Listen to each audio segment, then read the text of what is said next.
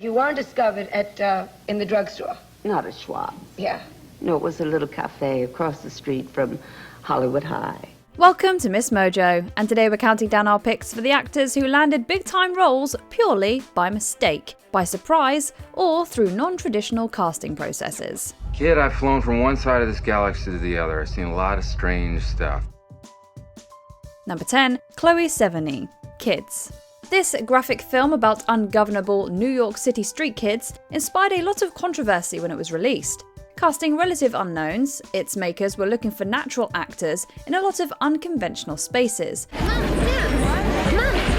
Oh, I don't feel alright. I can tell your mom. Kelly's at Steven's house. There's a bunch of people over there. Just come on, here. They scoured the city's skate parks and neighborhoods in search of the young cast. It was Rosario Dawson's film debut, and she was found on her front stoop. Ruby, follow me. Wish me luck. Good luck. Up-and-coming model Chloe Seveny met the writer by chance in Washington Square Park and was later cast in a small role, before being bumped up to the lead when another actress dropped out. Her role as Jenny, a HIV-positive teenager on a mission, announced her as a major new indie star. Yeah, but he was all like, oh, Jenny, I like you so much, and I promise, you know, I'm not going to use you. Same lines. You hear this? Same line. Number 9, Shelley Duvall, Brewster McCloud. Known for her distinctive look, anchored by a pair of large, expressive eyes, Shelley Duvall's entire film career started by accident. What did he mean by that? I don't know, but it's something worth remembering. Director Robert Altman met her at a party while shooting Brewster McCloud in Texas. He convinced her that she should come to Hollywood and play the movie's upbeat tour guide character, Suzanne. But just think if somebody really intelligent got hold of it, what they could do. I mean, it could probably work out the problem. Though she had doubts about working as an actress, she took the job. She would continue to work with Altman, making appearances in many of his films of the 1970s, before appearing in what may be her most famous film, Stanley Kubrick's The Shining. Wendy? I'm gonna go now. Wendy? Yes. You've got a big surprise coming to you. Number 8, Jason Statham, Lock, Stock and Two Smoking Barrels. I'm not sure what's more worrying, the job or your past. While the future action star was already earning modelling contracts when he made his film debut, in this gripping crime thriller, his past may have given his character an air of authenticity. He had spent several years selling knockoff, black market jewellery in London. Right, let's sort the buyers from the spires, the needy from the greedy, and those who trust me from the ones who don't. Director Guy Ritchie met Statham while he was still working as a model, but when he learned of his past, he cast the first-time actor in the role of Bacon. Lock, Stock and Two Smoking Barrels' opening scene features Statham demonstrating his salesmanship for a captive audience. Since then, he's gone on to become a premier action hero. I drove a car off a freeway on top of a train while I was on fire. Not the car. I was on fire. Jesus, you're intense. Number 7, Fernando Ray, The French Connection. Le plus dangereux, c'est celui qui m'a suivi dans le métro. Je m'en charge. Il y en aura d'autres.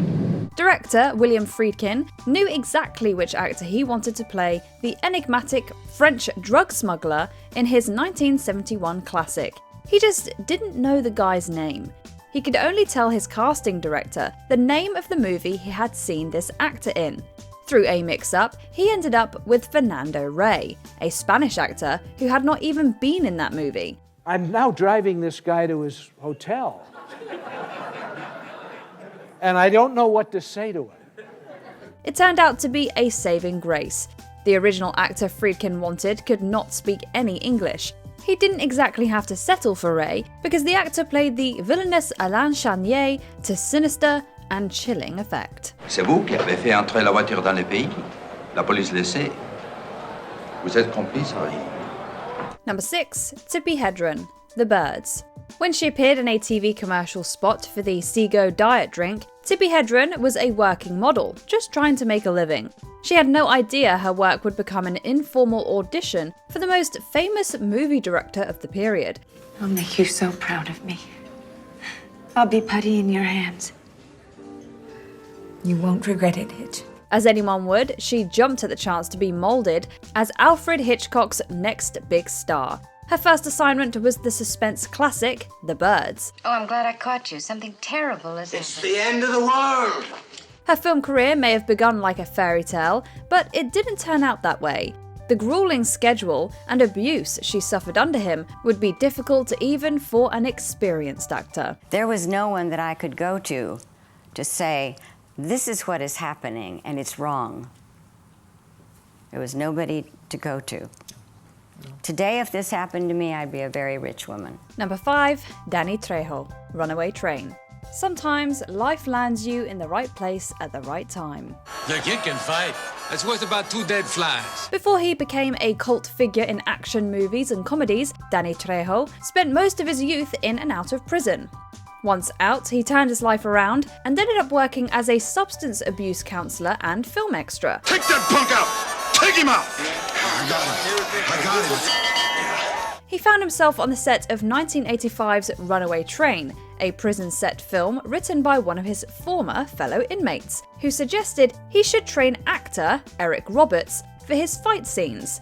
This ultimately led to Trejo appearing in a pivotal fight scene, and his career as a character actor began in earnest. Hey, boss. Who are you? The new gardener. Number 4, Matthew McConaughey, Dazed and Confused. The guy in his 20s who still hangs around with teenagers probably wouldn't be nearly as iconic now, but Matthew McConaughey made him unforgettable. The older you do get, the more rules are gonna try to get you to follow. You just gotta keep living, man. L-I-V-I-N. The role of David Wooderson was never supposed to be as big as it turned out to be. After a chance meeting at a bar with the film's casting director, he was cast in the role. That's where all the girls are, right? Yes, they are. But on the other hand, man, I just as soon keep working, keep a little change in my pocket. Through the shooting process, his hilarious improvisations led to director Richard Linklater giving the actor more and more screen time. Not only did he end up in the role at the last minute, but it turned out to be the most memorable one in the movie. All right. Oh, Christ. How you doing? Number 3, Bill Murray, Garfield, the movie. No, this is just a bad dream. I'm going to close my eyes, and when I open them, everything will be back to normal. This one is kind of understandable, but hilarious nonetheless. When Bill Murray got the call to do the Garfield movie with writer Joel Cohen, he pictured Joel Cohen of the Coen brothers. But no, this was a different Joel Cohen, and he signed on after reading a few pages. Before he knew it, he was voicing the orange lasagna-loving tabby cat. I think I'm going to blow cat chow chunks. Good night, Odie. Good night, Garfield. Great. Wish me luck with the nightmares. While a co-writer of the film disputes his version of events, it's the story the actor has stuck to since then. Knowing Bill Murray, either one could be true, but we prefer to believe his version. No need for a second opinion. I worry about him. I know you do. Number 2, Lana Turner, signed to Warner Brothers in 1937. Because I want to make something of this place. I want to make it into an honest-to-goodness... Well, aren't we ambitious? The story of how this glamorous Hollywood icon was discovered would forever have young aspiring actors hanging out in public places, doing nothing, and waiting to be noticed.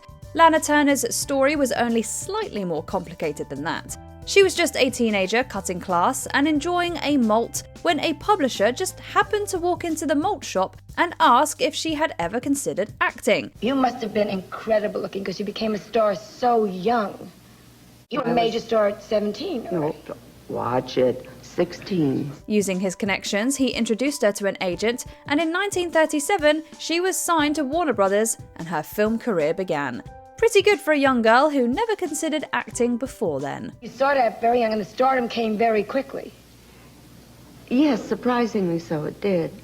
Before we continue, be sure to subscribe to our channel and ring the bell to get notified about our latest videos. You have the option to be notified for occasional videos or all of them. If you're on your phone, make sure you go into your settings and switch on notifications. Number 1. Harrison Ford. Star Wars Episode 4, A New Hope. Yes, Greedo. As a matter of fact, I was just going to see your boss. Tell Jabba that I've got his money. By 1976, Harrison Ford thought his career in movies was over, short-lived as it had been, and had taken up carpentry full-time. He was working on a portico for Francis Ford Coppola's office when writer-director George Lucas asked him to assist with auditions for his new movie, Star Wars. It became my task to explain to the other actors who were coming along just what it was that these sides were meant to be about. They had worked together before, but Lucas only wanted fresh faces.